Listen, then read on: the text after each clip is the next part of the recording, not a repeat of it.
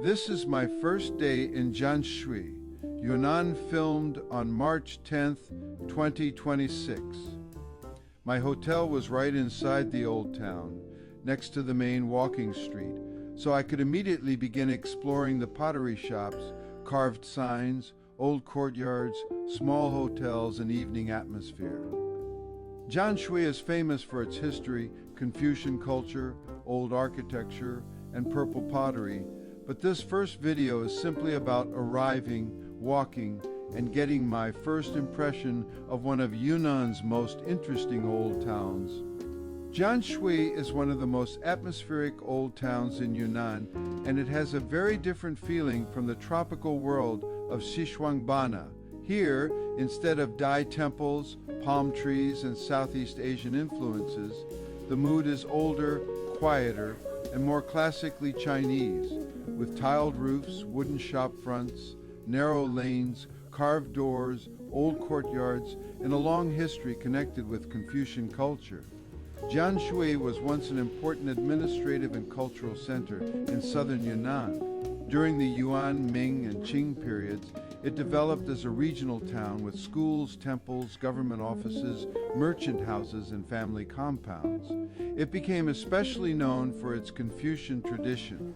In fact, Jianshui is famous for having one of the largest and most important Confucian temples in China, a sign of how deeply education and classical Chinese culture shaped the identity of the town. But this first video is not about visiting the big famous sites yet. This is my first day and evening, just walking around the old town and getting a feeling for the place. My hotel was right inside the old town, very close to the main walking street.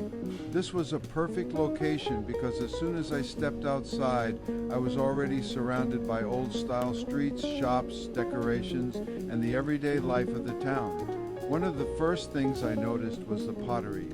Jianshui is famous for its purple pottery, often called Jianshui Zitao. This is one of the best-known traditional ceramic styles in China, and it has a long history in this area. Along the walking street, there were many pottery stores selling teapots, cups, jars, vases, and decorative pieces.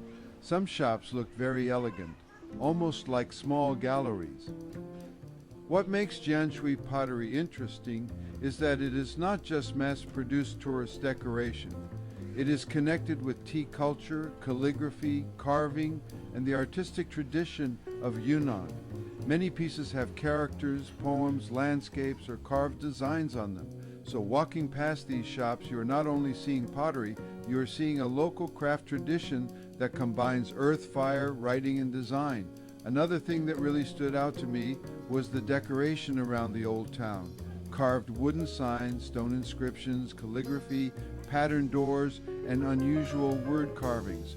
The streets felt full of written language. For someone interested in languages and culture, this was especially enjoyable. Chinese characters were not just used for information, they were part of the visual beauty of the town.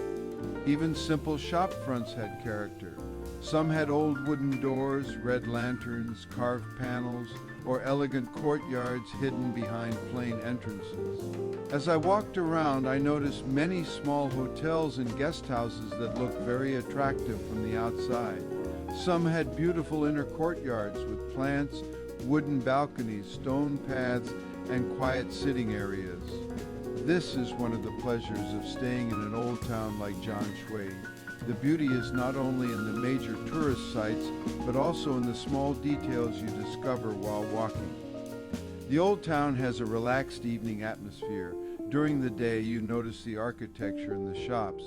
But in the evening, the lights come on, the red lanterns glow, people stroll through the pedestrian streets, and the town becomes more intimate. It is not overwhelming or huge. It is a place where you can simply wander slowly and let the streets reveal themselves. Jianshui also has a strong food culture. Yunnan is famous for tofu, rice noodles, mushrooms, and local snacks. And Jianshui has its own specialties, especially grilled tofu. Even if this video is mainly about walking, The atmosphere of food stalls and small restaurants is part of the experience of the old town. A place like this is not just a preserved historical site. It is still lived in, used, and enjoyed. What I liked most on this first day was the feeling of discovery. I had just arrived, so I was not trying to rush through a checklist.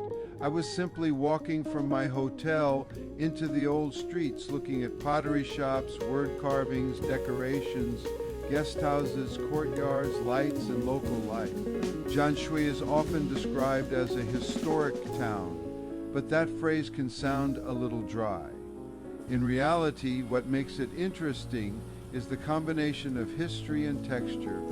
The old walls, the carved wood, the pottery, the writing, the courtyards, the evening lights, and the slow rhythm of the streets.